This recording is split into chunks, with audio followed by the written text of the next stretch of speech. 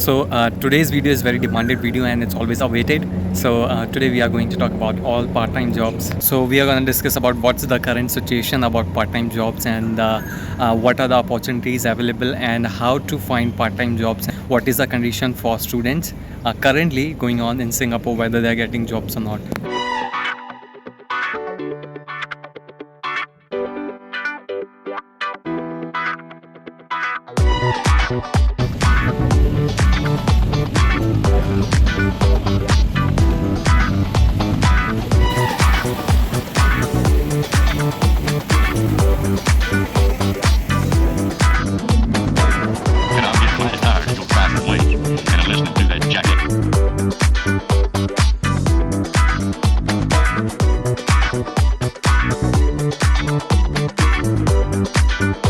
Hello guys, this is your friend Prashant from Singapore. कैसे हैं आप सभी? आई होप सभी बढ़िया होंगे।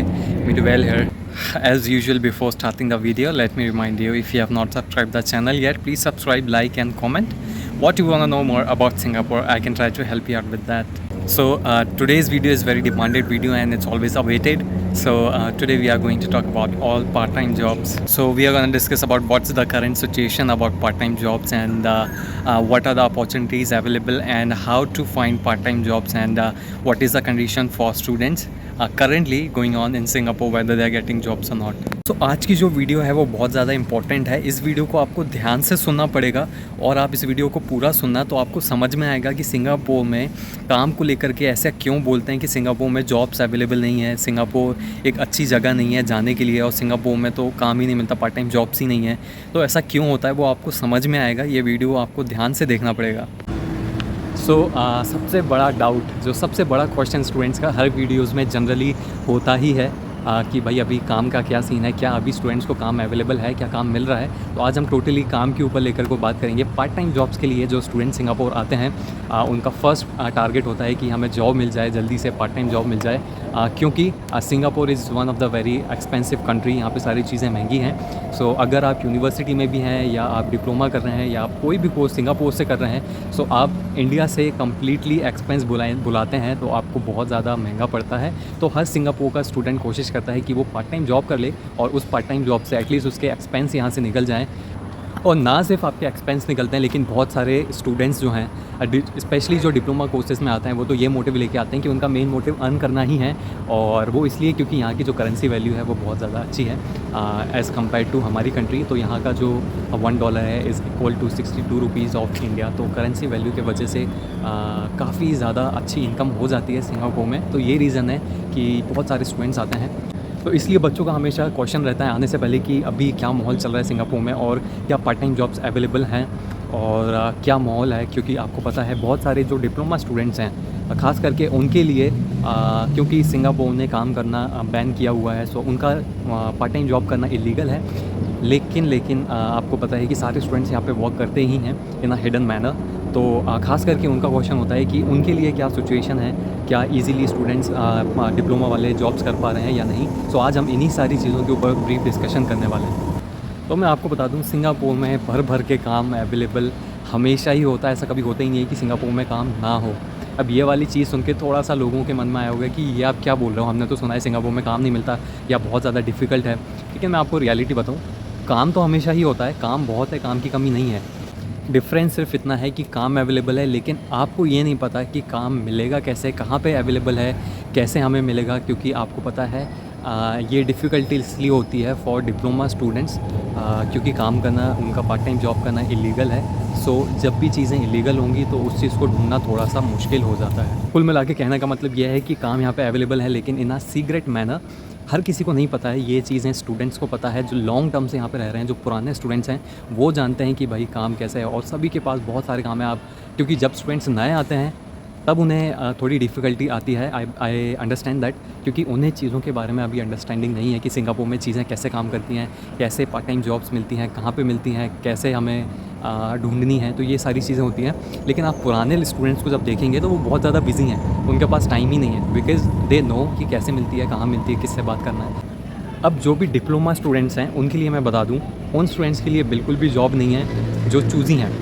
क्योंकि पहली चीज़, आप जब भी डिप्लोमा पे आ रहे हैं तो आपको ये समझ के आना पड़ेगा कि आपका यहाँ पे वर्क करना according to government rule illegal है। इसका मतलब आपको काम थोड़ा सा हिडन मैनर में करना पड़ेगा और ऑब्वियस सी बात है थोड़ा सा मुश्किल होगा मिलना, ढूँढना, ठीक है। और अगर आप उसमें भी चूज़ी हैं देन भाई आपके लिए काम यहाँ नहीं है। सच बात है, फिर आपके लिए काम नहीं है सिंगापुर में। क्योंकि अगर आप कहोगे कि नहीं मैं ये जॉब नहीं कर सकता हूँ या फिर मैं इसी ही फील्ड में जॉब करूँगा, तो फिर आपके लिए यहाँ वर्क नहीं है। क्योंकि आप ऑलरेडी, एक तो आपका काम करना इलीगल है because you are in diploma course, तो आपको चूज़ी नहीं होना है। चूज़ी जो लोग हैं और जिन लोगों को उनके मनपसंद का ही काम चाहिए, ऐसे लोगों के लिए फिर यहाँ पे जॉब नहीं है। अब आपने यहाँ पे बहुत सारे स्टूडेंट से फीडबैक सुना होगा कि सिंगापुर में तो पार्ट टाइम जॉब्स ही नहीं है, वहाँ पे तो बहुत खर्चा होता है, वहाँ पे आप कुछ अर्न ही नहीं कर सकते, सिंगापुर जो कि जाकर के फ़ायदा नहीं है। तो अब इसके पीछे ऐसा क्यों होता है कि सिंगापुर के बारे में इतने सारे लोग नेगेटिव कमेंट्स देते हैं? तो आज मैं आपको इसके बारे में बताता हूँ कि ऐसा क्यों होता है। अब इससे समझाने के लिए मैं आपको छोटा सा एग्जांपल देता हूँ कि इंडिया में भी जब हम स्कूल्स में होते हैं या कॉलेजेस में होते हैं, तो आपने कई बार देखा होगा कि जब हम या स्टूडेंट्स कॉलेज में या स्कूल में होते हैं तो हम अपने स्कूल की बुराइयां करते हैं कि यार कैसा स्कूल है हमारा, या हमसे कोई पूछता है भाई बहुत ख़राब स्कूल है यार, मत आना, पता है यहाँ पे अटेंडेंस का इशू है, डेली इतना होमवर्क करना पड़ता है। आप समझ रहे हो? कॉलेज में भी आप होता है, कोई नया स्टूडेंट्स आता है, पूछता है आपसे आपके कॉलेज के बारे में, तो आप बोलते हो यार अच्छा कॉलेज नहीं यार, कहाँ आ रहे हो? या दोस्त आपस में बात करते हैं तो बोलते हैं यार हमारा कॉलेज कहाँ फंस गए हम यार, वो उस कॉलेज में ले लेते हैं एडमिशन, इससे अच्छा। तो ऐसा होता है। लेकिन जब आप पास आउट होकर वहाँ से निकल जाते हैं तब आप क्या कहते हैं? यार अपना कॉलेज बढ़िया था यार, अपन कम से कम देखो अब सर्टिफिकेट मिल गया, डिग्री काम आ रही है, अपने कॉलेज की वैल्यू है। तब आप ऐसे थॉट्स लाते हैं। इसका मतलब क्या है, ये मैं आपको छोटा सा एग्जांपल रिलेट करने के लिए दे रहा हूँ। आप इसे रिलेट कर पाएंगे कि जब आपके पास जो चीज़ होती है उसकी आप जब उससे किसी से फीडबैक लेंगे तो इंसान आपको पहले नेगेटिविटी ही बताएगा। भले ही वो उस स्कूल में ही पढ़ता हो, आप बोलेंगे अच्छा ऐसा है तो फिर तू आजा बाहर, लेकिन वो बाहर नहीं आएगा। तो जो भी स्टूडेंट्स हैं जो सिंगापुर में ऐसा फीडबैक दे रहे हैं, तो वो खुद भी तो गए हैं और वो खुद भी अर्न कर रहे हैं और वो खुद भी रह रहे हैं। आप उनसे कहेंगे कि भाई आप आ जाओ वापस इंडिया, तो वो नहीं आएंगे। तो ऐसा होता है, फर्स्ट इंप्रेशन जो है वो आप नेगेटिव थॉट्स ही शेयर करते हो। ये ह्यूमन नेचर है, ह्यूमन साइकोलॉजी। तो पहला रीज़न तो ये है। तो ये ह्यूमन साइकोलॉजी है, जब भी इंसान के पास जो चीज़ होती है उसको उसमें बुराइयां ही दिखती हैं। जब उस चीज़ उसके पास से हट जाती है ना, तब उसको उसकी रियल वैल्यू पता चलती है। तो ये कुछ रीज़न्स मैं आपको बताने की कोशिश कर रहा हूँ कि लोग क्यों नेगेटिव कमेंट शेयर करते हैं। और ऐसा नहीं है कि नेगेटिव कमेंट सिंगापुर के बारे में ही है, आप दूसरी कंट्रीज़ के बारे में भी अगर सर्च करते हैं, मान के चलिए ऑस्ट्रेलिया, कनाडा, न्यूजीलैंड और रशिया जैसी कंट्रीज़ में भी अगर आप स्टूडेंट्स के रिव्यू देखेंगे तो आपको वहाँ पे भी बहुत सारे नेगेटिव कमेंट्स देखने को मिल जाएंगे। तो ऐसा तो होता ही है, सभी के साथ होता है। तो ये सारी बातें दिमाग में आती हैं जब स्टूडेंट्स न्यू होते हैं, जब नए होते हैं, जब उन्हें कुछ पता नहीं होता। तो इसके लिए आपको थोड़ा टाइम देना पड़ता है। ऑब्वियस सी बात है, जब आप सिंगापुर में नए होते हैं तो आपको यहाँ की चीज़ों के बारे में पता नहीं होता। लेकिन स्लोली जब आपके कॉन्टैक्ट्स बनेंगे, आपके फ्रेंड्स बनेंगे, जब आपको खुद को एक्सपीरियंस होगा तो आपको चीज़ों के बारे में ज़्यादा अंडरस्टैंडिंग मिलेगी और आपको पता चलेगा कि सिंगापुर में चीज़ें कैसे काम करती हैं। क्योंकि मैं आपको एक चीज़ सिंगापुर के बारे में बता दूँ, सिंगापुर में सारी चीज़ें बहुत ज़्यादा हिडन है। आपको समझ नहीं आएगा कि यहाँ पे चीज़ें एक्चुअल में काम कैसे करती हैं। सारी चीज़ें ना अंडरग्राउंड है यहाँ। तो आपको टाइम देना पड़ता है, एक्सपीरियंस जब होगा तब आपको सारी चीज़ें पता चल जाएंगी। क्योंकि मैं आपको बता दूं, सिंगापुर में बहुत सारे ऐसे लोग रहते हैं जिनके पास ऑस्ट्रेलिया का भी वीज़ा है, यूके का भी वीज़ा है, न्यूजीलैंड का भी वीज़ा है, लेकिन वो सिंगापुर छोड़ के नहीं जा रहे हैं। और क्यों? क्योंकि उनको पता है सिंगापुर में चीज़ें कैसे काम करती हैं। क्योंकि सिंगापुर की जो करेंसी वैल्यू है वो ऑस्ट्रेलिया में भी नहीं है, कनाडा में भी नहीं है, न्यूजीलैंड में भी नहीं है, और अच्छी कंट्रीज़ में भी इतनी करेंसी वैल्यू नहीं है। और सिंगापुर का जो लाइफस्टाइल है ना, वो काफ़ी ज़्यादा आसान है। सिंगापुर में सारी चीज़ें ईजी हैं एज़ कम्पेयर टू दूसरी कंट्री। और भी जो स्टूडेंट्स नेगेटिव फीडबैक शेयर करते हैं, उसका रीज़न भी यह है कि ये कुछ स्टूडेंट्स होते हैं जो सिंगापुर आने का रैंडमली प्लान कर लेते हैं, जो एजेंट्स की बातों में आकर के बस यूँ ही रैंडमली कंसल्टेंसी के पास जाते हैं और बताते हैं कि हमें कहीं बाहर जाना है, इसके बारे में कुछ बताओ। तो वो रैंडमली आपको आपके बजट के अकॉर्डिंग सिंगापुर दे देगा। अब आपने उसके बारे में ब्रीफ कभी नॉलेज नहीं लिया है, कभी खुद की रिसर्च नहीं करी है, और आपने ये समझा नहीं है कि मैं जिस मोटिव से जा रहा हूँ क्या सिंगापुर उस मोटिव को पूरा कर पाएगा या नहीं। वो बस आ गए हैं और उनका जो वो चाहते थे, जिस चीज़ के लिए वो सिंगापुर आए थे, चाहे वो मूव करना हो, चाहे वो इनकम करना हो, चाहे वो एक्सपीरियंस हासिल करना हो, कुछ भी हो सकता है, लेकिन वो प्लानिंग करके लिए नहीं आए। तो सिंगापुर में जब उनके लिए चीज़ें काम नहीं करती तो वो सबके लिए ही ये घोषणा कर देते हैं कि भाई सिंगापुर मत आना, सिंगापुर में ऐसा है, सिंगापुर में मैं तो वापस जा रहा हूँ। तो देखिए, समझने की कोशिश करिए। सही बात है, एकदम सही बात है, आपके लिए हो सकता है वो चीज़ें काम नहीं करी गई हों, लेकिन ज़रूरी नहीं कि वो हर स्टूडेंट के लिए कामयाब ना हो। अब जैसे आप मेरे से फ़ीडबैक लेंगे, तो मैं तो सिंगापुर में 1 साल बिताने के बाद वापस से अपना वीज़ा रिन्यूअल करवा करके वापस सिंगापुर आया हूँ। तो अगर मेरे लिए फ़ायदेमंद नहीं होता तो मैं सिंगापुर नहीं आता, और मेरे जैसे बहुत सारे स्टूडेंट्स हैं। तो सबके लिए अपनी अपनी प्रायोरिटी होती है, सबका अपना अपना एक मतलब होता है आने के लिए। आप उसे समझिए, और क्या सिंगापुर आपके लिए सक्सेसफुल होगा, इसके बारे में आपको अपनी खुद की रिसर्च करनी होगी और खुद का डिसीजन लेना होगा कि भाई आपके लिए सिंगापुर अच्छा है या नहीं। और हम बात करें सिंगापुर में जॉब्स को लेकर के, तो सिंगापुर में जॉब्स कैसे मिलती हैं, मैं आपको एक चीज़ बता दूं। सिंगापुर में जॉब्स की जब हम बात करते हैं तो यहाँ पे लिंक्स और आपके कॉन्टैक्ट्स, रेफरेंस सिस्टम बहुत ज़्यादा चलता है। आपको जो जॉब मिलती हैं, जैसे मान लीजिए यहाँ पे बहुत सारे स्टूडेंट्स काफ़ी अच्छी जॉब करते हैं और काफ़ी अच्छी इनकम भी लेते हैं, लाइक $11 $12 पर आवर वाले स्टूडेंट्स को भी मैं जानता हूँ। अब ऐसी जगहों पे काम कैसे मिलेगा? अगर उस रेस्टोरेंट पर्टिकुलर प्लेस में अगर उन्हें किसी स्टाफ की ज़रूरत होगी, तो वहाँ पे जो ऑलरेडी स्टूडेंट जो काम कर रहा है वो उसको बोलेंगे कि तुम तुम्हारे किसी फ्रेंड को लेके आना।